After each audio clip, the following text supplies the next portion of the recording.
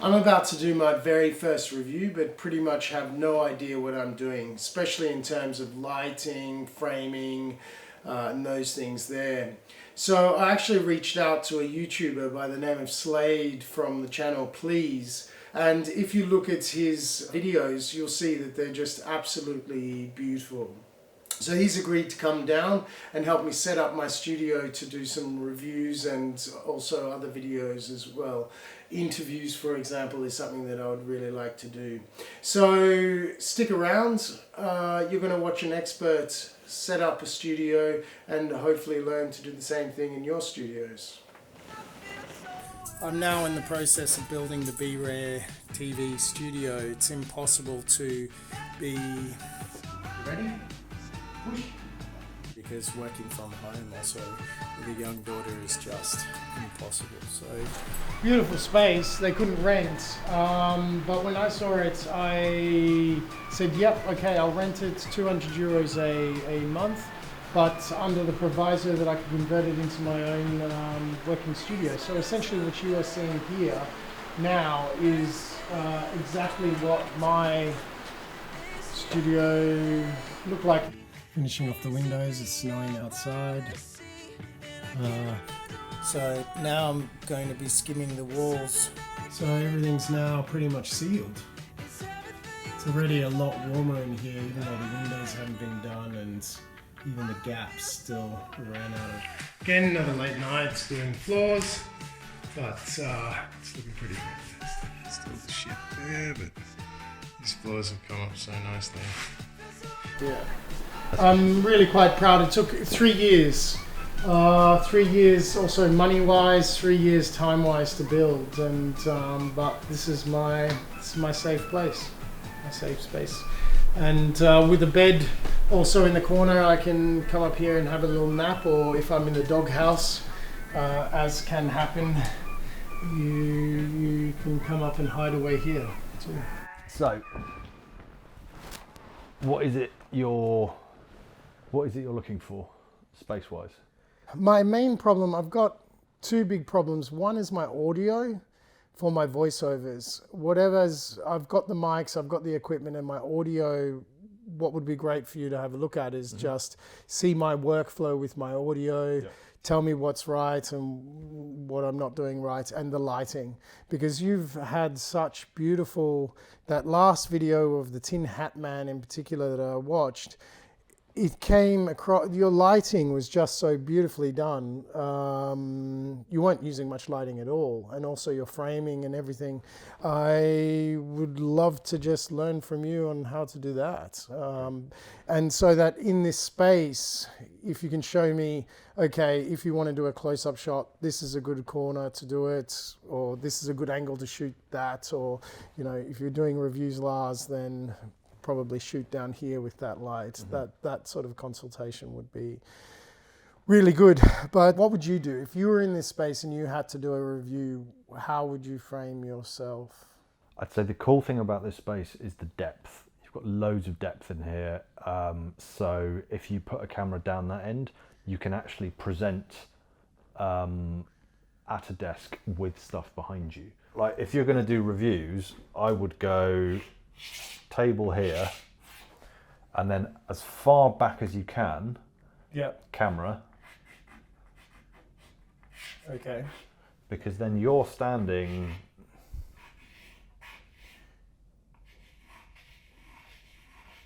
there, and then there's a load of stuff behind you. You get some depth and some separation. If you're on f2.8, then all of that will be nicely blurred and you'll be beautifully crisp. Whereas if you put the camera here, you're sat here, there won't be any separation between you and the background, which is there, and therefore you'll be crisp, but so will the background.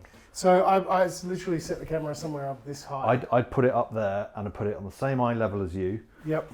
And then you can light because you've got this great wall for bouncing light, you can bounce a light, you can point it from here up to your ceiling, and then you'll have an incredibly soft bounce back onto here. I would. So light. So light. Let's draw light as box.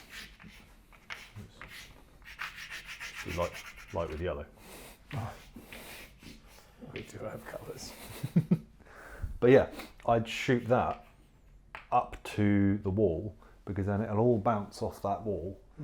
And already I can see kind of one side of your face is lit and the other one isn't.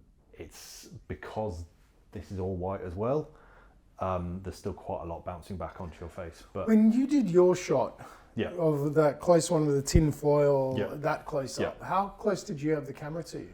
the camera was 3 meters away. It was 3 meters away. Yeah.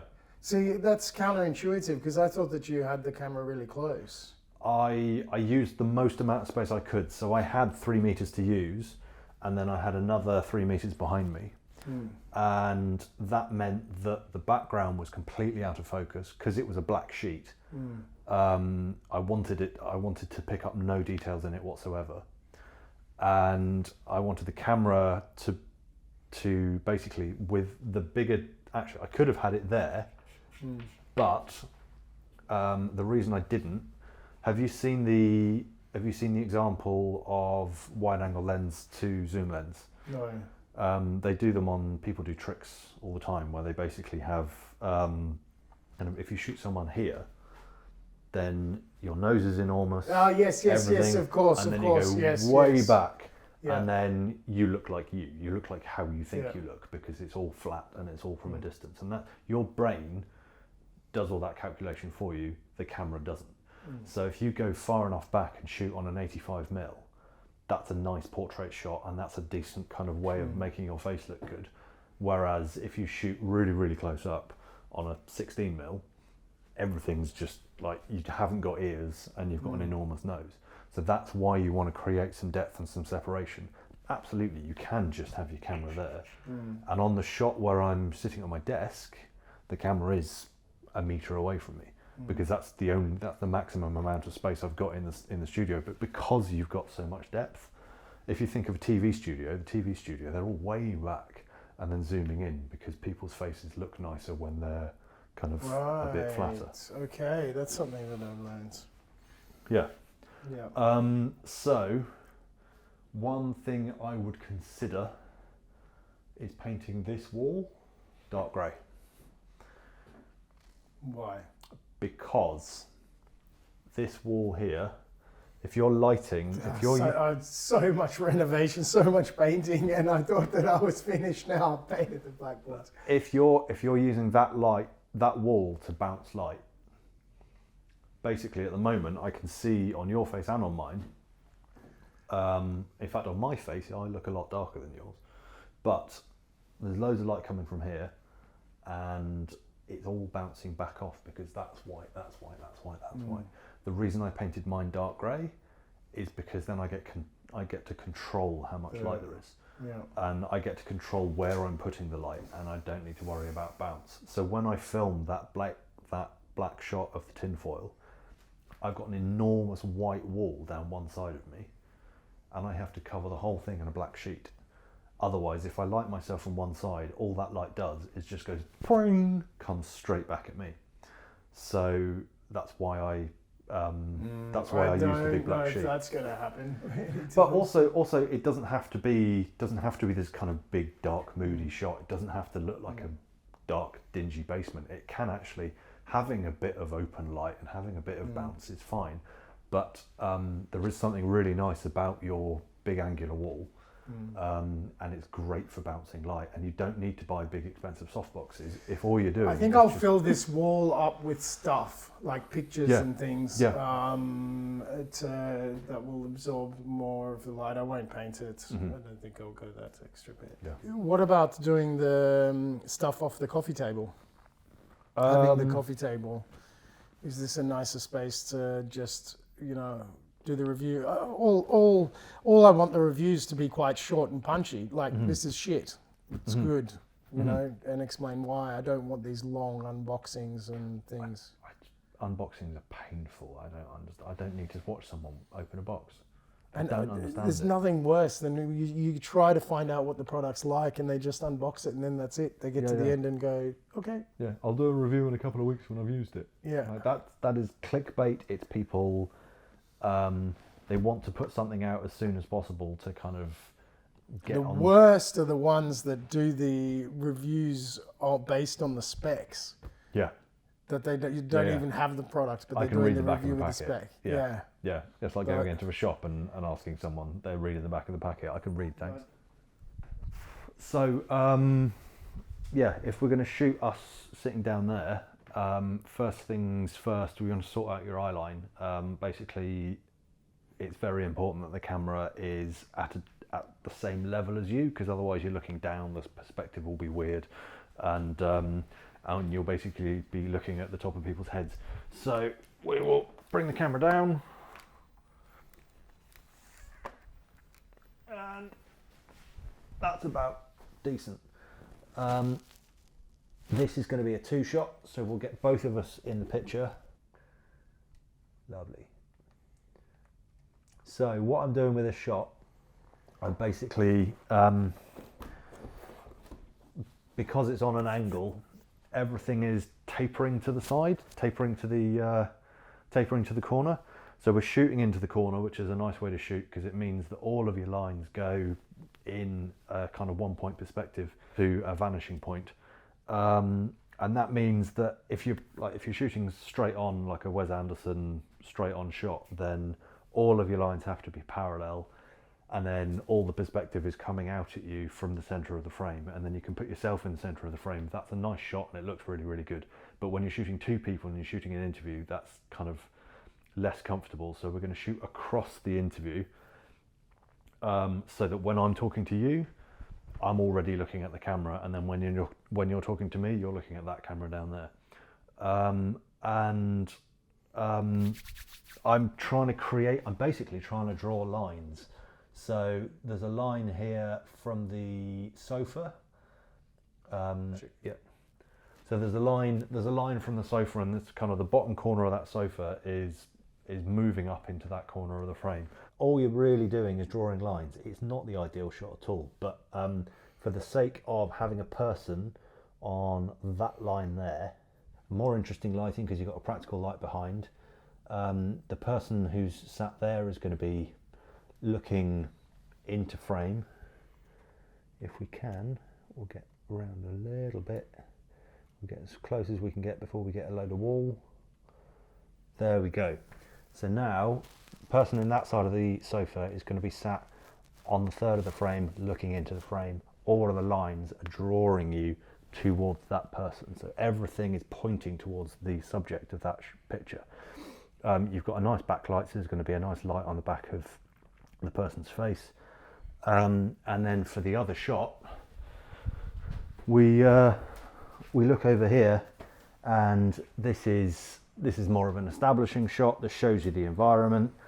Because there's some really cool shapes in here, there's beams everywhere, there's triangles, accentuating that and kind of playing with it a bit, and just using this great big dramatic wide allows you to draw all sorts of lines as well. We've got the cameras broadly set up to the same sort of settings, and anything we've not managed to capture we will grade afterwards.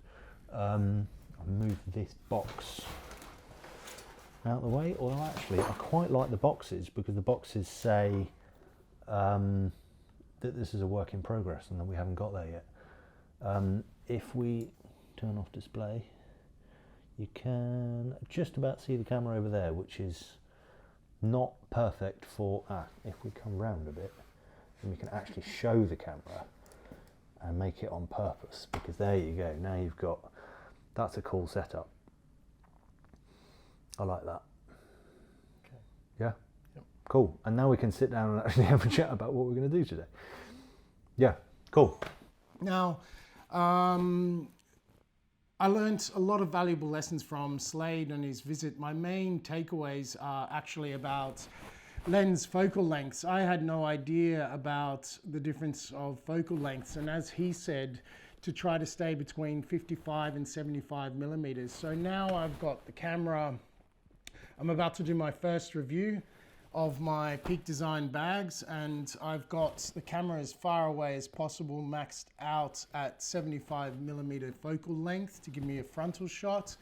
I've got the ZV-1 that's shooting a second cam so that I can avoid some jump cuts. I've got my Zoom FT BT2s taking audio, and yeah, about to do my first review.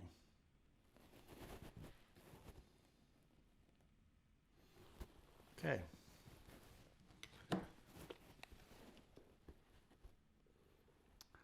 Smile, Lars. Smile, smile, smile. Okay. So here is the Peak Design 45-litre camera backpack. Here is the 65-litre duffel bag, closed bag. I've got a wash pouch that I use for my audio and also a tech pouch.